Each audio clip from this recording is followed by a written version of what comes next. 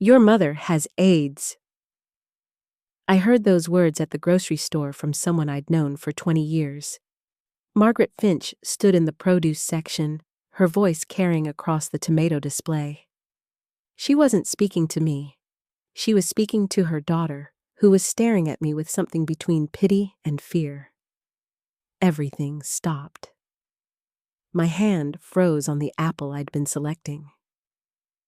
The fluorescent lights hummed overhead.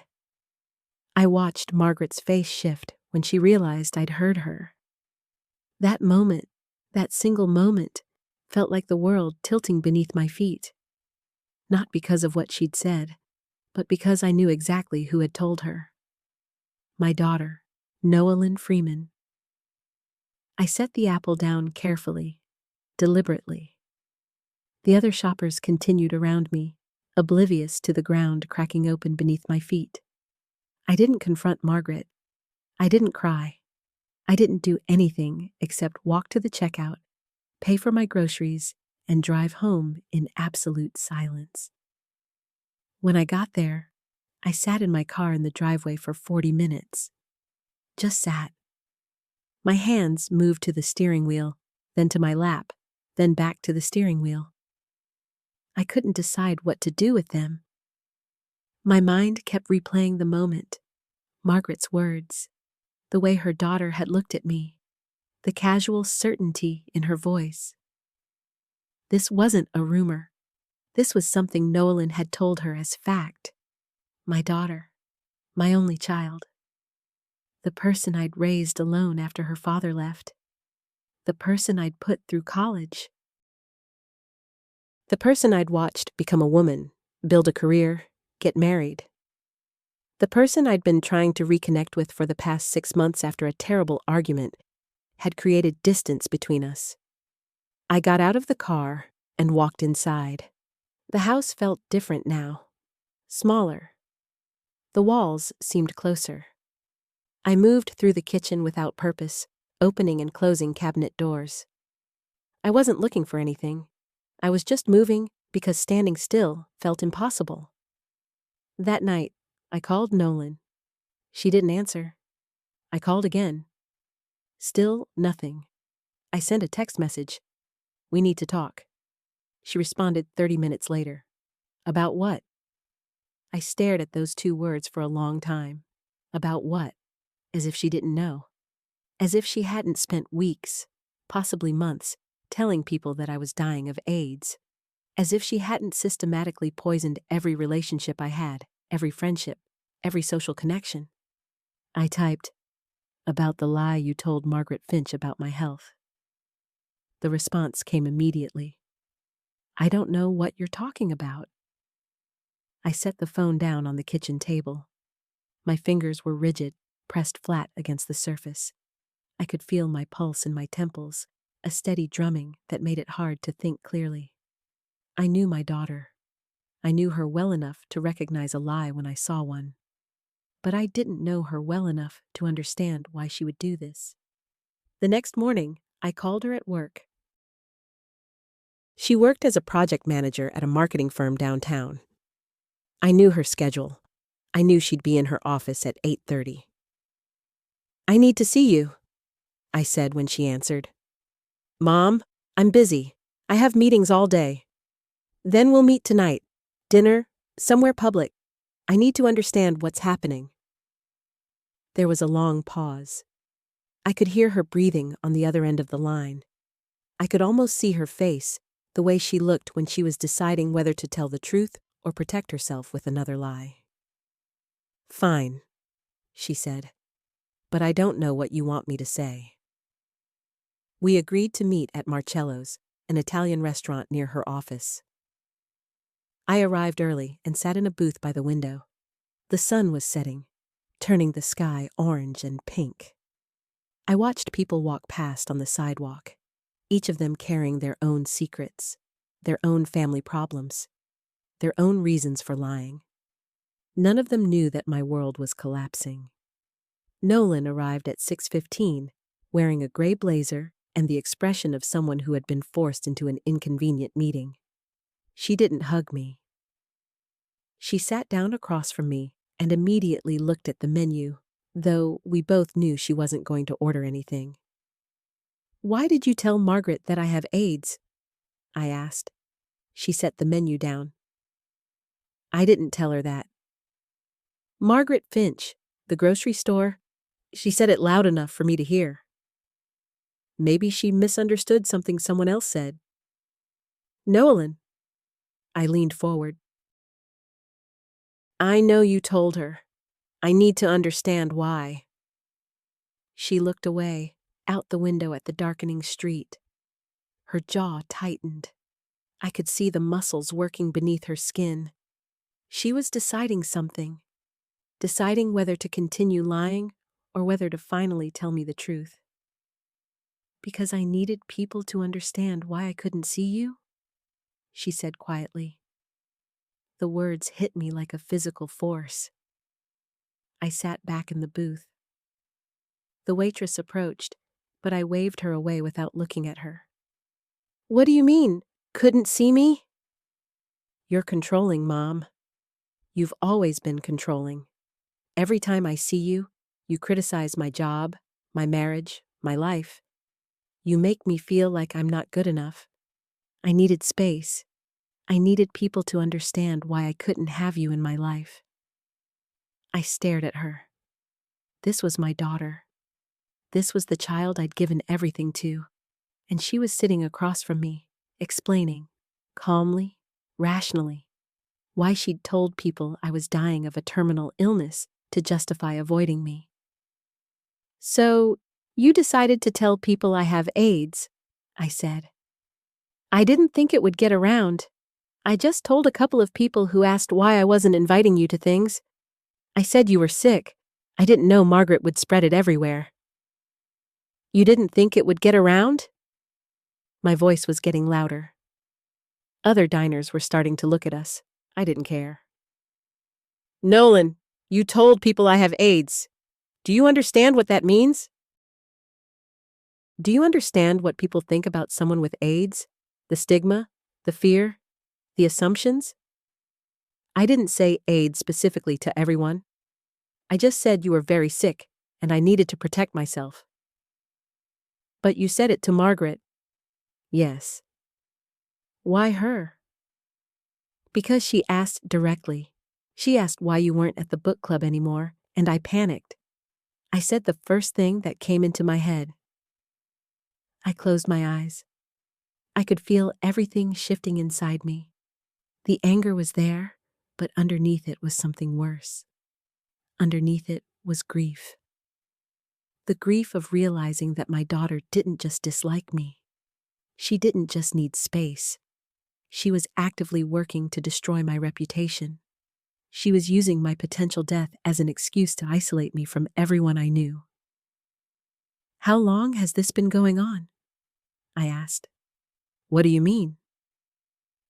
"How long have you been telling people I'm sick?" Nolan didn't answer immediately. She picked up the menu again, studied it like it contained the secrets of the universe. When she finally spoke, her voice was smaller, more defensive. "Since the argument. Since you said I was making a mistake marrying Domio." That argument had happened 6 months ago. I'd warned her that her husband was controlling, that he monitored her finances and her friendships. I'd seen the signs. I'd lived through a similar situation with her father. I'd tried to help her see what was happening before it was too late. She told me I was wrong. She told me I was jealous of her happiness. She told me I was trying to sabotage her marriage because I was lonely. And then she'd cut me off. "So, for 6 months?" I said slowly. "You've been telling people I have AIDS?" "Not everyone. Just people who asked.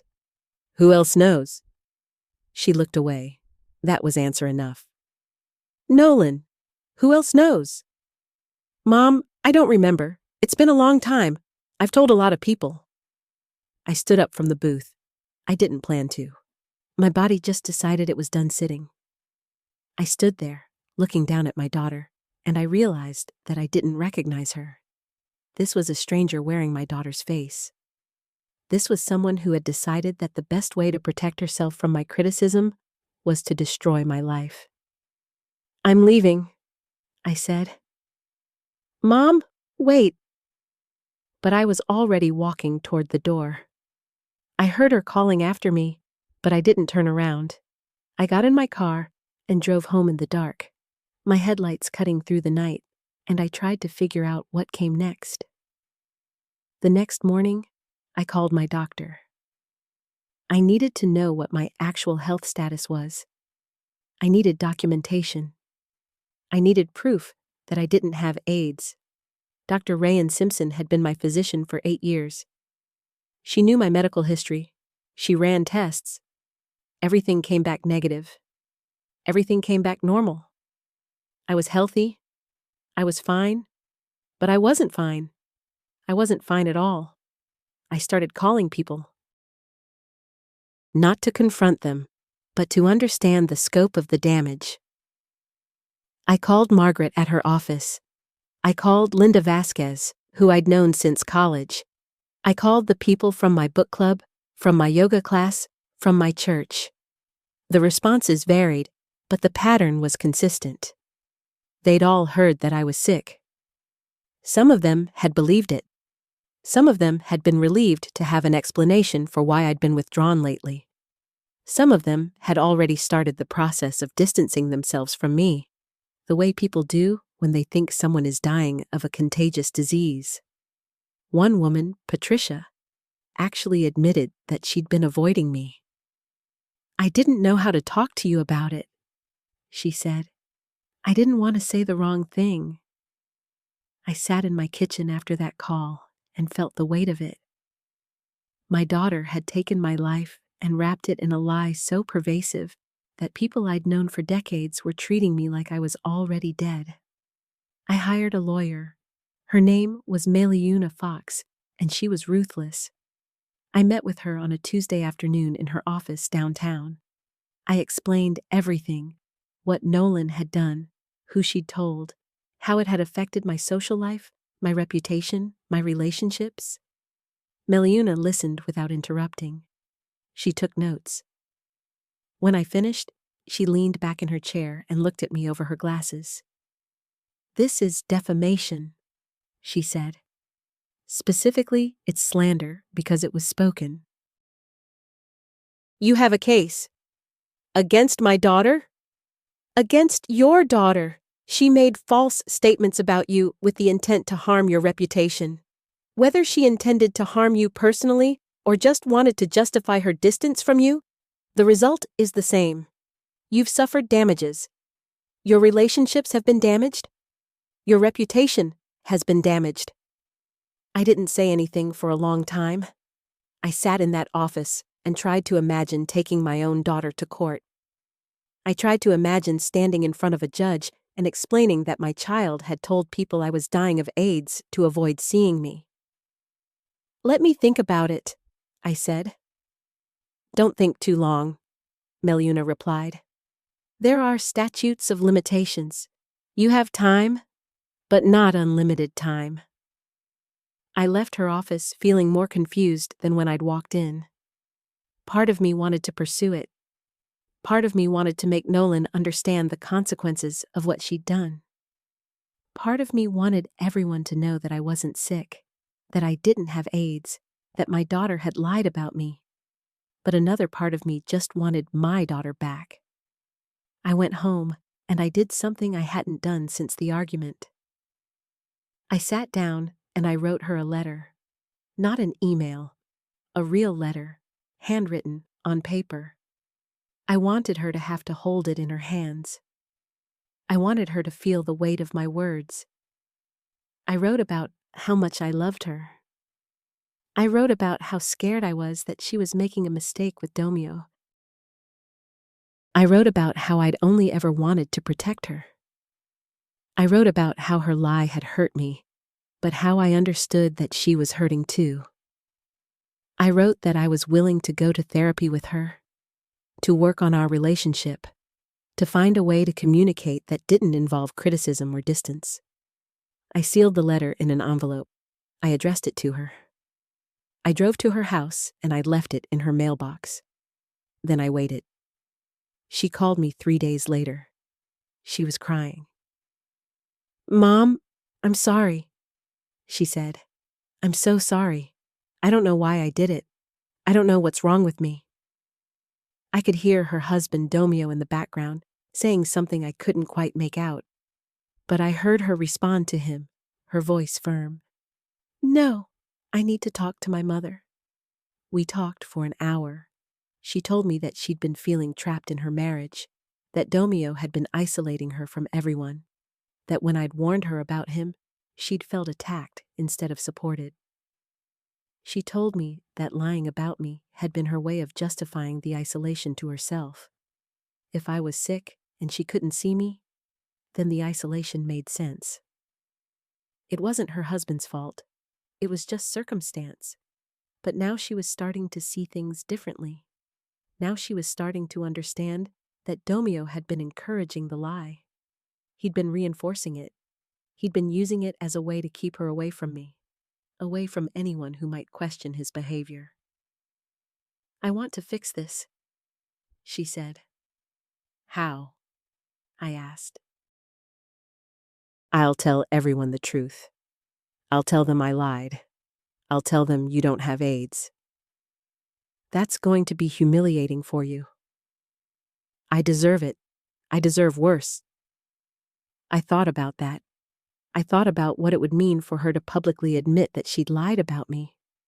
I thought about the social consequences for her, the way people would judge her, the way she'd have to live with that knowledge about herself. "Let's do it together," I said. "We'll tell people together. We'll explain that we had a misunderstanding, that I was sick, just not with AIDS, and that we've worked through it." "Is that true?" she asked. "Are you sick?" "No, but I will be eventually. We all will be. That's not a lie. That's just life." The next week, Nolan called everyone she'd told. She called Margaret. She called Linda. She called people from her work. She told them that she'd made a mistake, that she'd been going through something difficult, that she'd lied about my health. Some people were understanding. Some people were angry.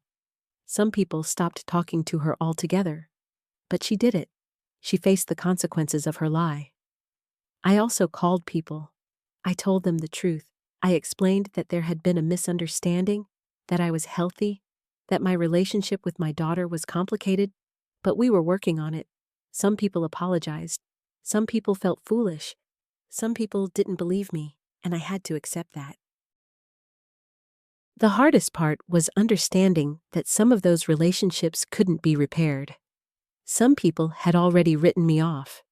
Some people had already decided that I was either dying or crazy or both. No amount of explanation was going to change their minds. But I also started to see the positive side of what had happened. The lie had forced a confrontation that needed to happen. It had forced Nolan to face her own behavior. It had forced me to examine my relationship with my daughter and figure out what I actually wanted from it. I started therapy.